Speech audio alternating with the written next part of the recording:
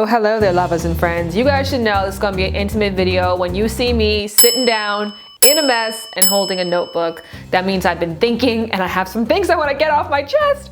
This video is titled Why You're Not Beyoncé, but it takes a different approach than I think the majority of us have been taking of late. So I started doing my counseling service again, and that is something that I've been doing off and on for 2 years.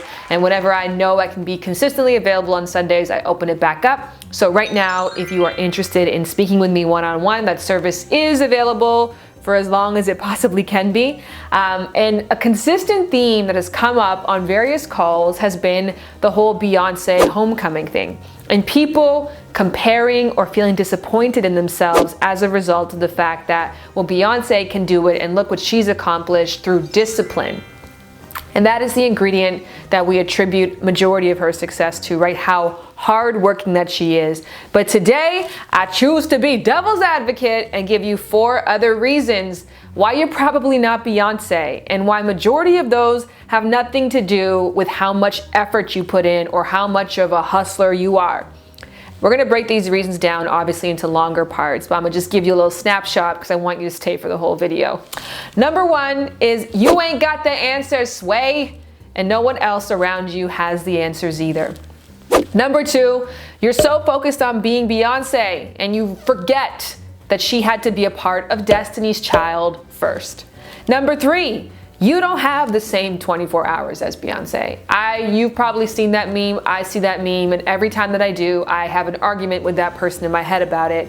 When they say you have the same 24 hours as Beyoncé, they ain't got the answers, Sway. I liken Beyoncé not to a person, but to a corporation. Beyoncé to me is what Walmart is. I don't attribute Walmart's success to one individual's hard work. I think of it as a collection of exceptional minds who stayed in their lane to contribute to the overall brand that is Walmart. Number 4, you don't have the time and you don't have the money, nor do you have the likely success of Beyoncé.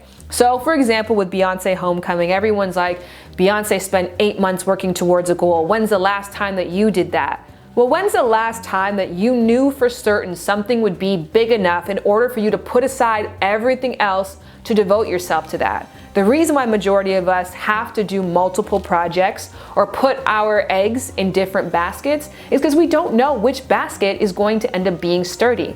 I just want to pause for a quick little second to say the gist of this video is that we now live in a society that says that if you are not as successful or as productive as you want to be currently, it's probably because you're lazy. But the truth of the matter is, for 90% of people, that's just not the case. And they aren't telling the truth about the actual path to success. And as many of you guys know, I have a book coming out called The Game of Desire. And through that book, I have a pre-order campaign and a private podcast you can get access to. And this week's topic is all about who the fuck are you, actually stepping into your right to greatness, your claim to fame. And at the end of this video, I'll give you a little snippet of what's to come there. Getting back to why you're not Beyoncé. The first one is you ain't got the answers, Sway, and no one you knows has them either. On one of my counseling calls, I hope you don't mind me sharing this, but I spoke with a young lady whom knew that she was an exceptional baker. She knew she was really, really good at baking, and she felt that was her God-given gift. It was her purpose. It was her talent. And she was young, 22 years old, didn't come from a family of entrepreneurs, was the first person in her family to graduate from college. I think she graduated with like a business associate, and now was looking at herself and saying, I'm lazy. I am lazy because I have everything that I need to be successful, and yet my cookies are not in stores, and yet my cupcakes are not world renowned. What's wrong with me? Why am I so unmotivated? And I was like, why do you think you have all the tools? What about your life? What about your upbringing, the circle that you're surrounding with, makes you feel like you have all the tools necessary to become the person that you haven't yet been, and that nobody around you has yet been? A lot of us don't have the answers. We didn't grow, unless you grew up in a farming family and your ultimate goal is to be a farmer, then yes, you might have the answers because you were raised within a dynamic, you understood the business models, you could learn from your parents' mistakes as well as their triumphs, collect that information together, and on top of that, if you're a farmer, you probably know other farmers, and so that business is second nature to you. In that case, yes, you might have the answers, but majority of us, why would you know what it takes to create a multi-billion-dollar company all on your own?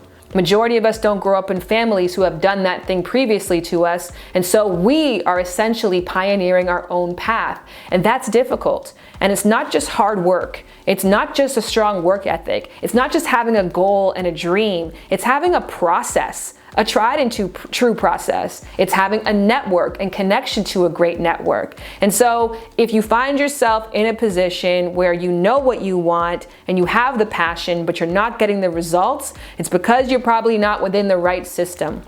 You got to surround yourself, and this will lead us nicely into point number 2. You're focused on being Beyonce and not a member of Destiny's Child.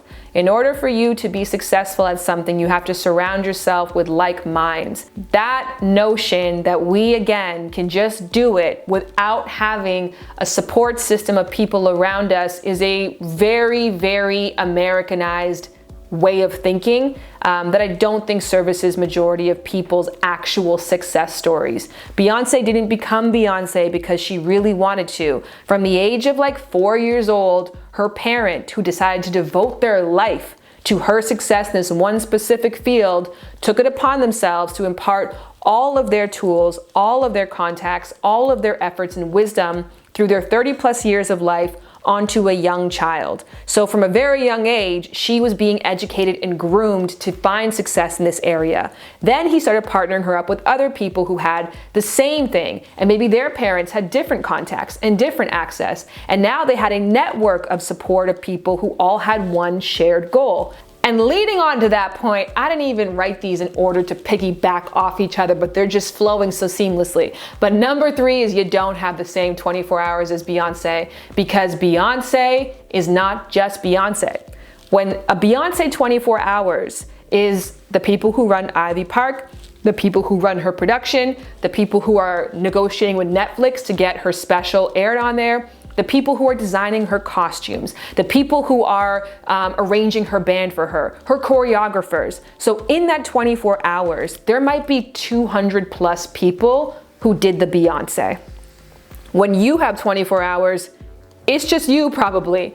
I'm at a place now where I've just recently begun to Beyonce my 24 hours, meaning there are some days, guys, that I suck. Like, I'm just not motivated, I'm not in the mood, I just wanna go play tennis or make love or chill or eat bad. I don't wanna do nothing. But I hired an assistant, I have a manager, I have an agent, I have a lawyer, I have a PR team, I have a publishing company. And so on days when I'm slacking, someone else who was a part of my team or my zeitgeist might have had a killer day for me. And so a successful day for me is not contingent on my effort. And that is Beyonce to the billionth degree, right? Like, she could probably at this point in her career afford to take months off at a time. And that month that she took off might be her most profitable month to date, depending on what her team members did. And we can work up to that point, but we shouldn't be expected to be held to the same standard as that point. Rolling through it. The reason why that you're not Beyonce is because you don't have Beyonce expectations for yourself, and nobody else places Beyonce expectations on you. I know this firsthand. Again, comparing my first and my second book. Somebody recently asked me, how did I find the discipline and motivation to finish my book? I didn't need to search very far, because if I didn't, I would be sued. I was contractually obligated. I had several people depending on me. I had to sign something before I even put pen to paper that agreed I would complete it, and I would complete it along a certain timeline. There is a much bigger difference between doing something because if you don't, there'll be consequences, and doing something without any notion of consequences, without any accountability, with no one caring whether you do or don't. I think back to the time that I wrote my first book, where I sat in my living room. I failed a year of college in dedication to something I didn't know would get sold, and 2, I had no guarantee that anything would happen with it, and nobody cared. As a matter of fact, at the time, no one wanted me to be writing that book. My family was not enthusiastic about their youngest daughter writing a sex book, and yet somehow I found the courage, some of the time, to be progressive. At this point in my life, it's easy for me to be motivated. It's easy for me to complete tasks because I have expectations associated with those, because I have assistants, I have contracts, and above all else, I have a certain level of money I have to make based on the lifestyle I have surrounded myself with. So if you are an individual who is trying to get to Beyonce-like status, but yet you didn't sign a $1 million deal with Coachella that states you're gonna put on this crazy show, don't be surprised if you don't feel that same gumption to get up every single day. And instead of hating yourself or beating down on yourself for the days that you don't feel motivated, be in awe of any day that you do. If you want to live a life in pursuit of your highest potential for love, sex, and life in general, your concept of self should be ever evolving. And that is why defining yourself through your power to change is essential. Now I know thinking of yourself as a creator with infinite possibilities sounds like some hokey shit. But despite not knowing you personally, I absolutely know that you are an exceptional creator for one simple reason. Every single word that I am currently saying, someone else created. Really think about that. There's a single person out there who designed every item of clothing that you're currently wearing. The place you call home, some person constructed. The job you rush to get to on time, some person founded. The sauce you put on your french fries, and even your concept of love, another human being, no greater, no more capable, no more awesome than you, made that shit up. So what's stopping you from working towards making your own shit up if you're not happy with what you currently have? You might be coming up with a bunch of man-made reasons why this can't be true and why you are unsalvageably exactly who you are today. Oh, I can tell by your vibe.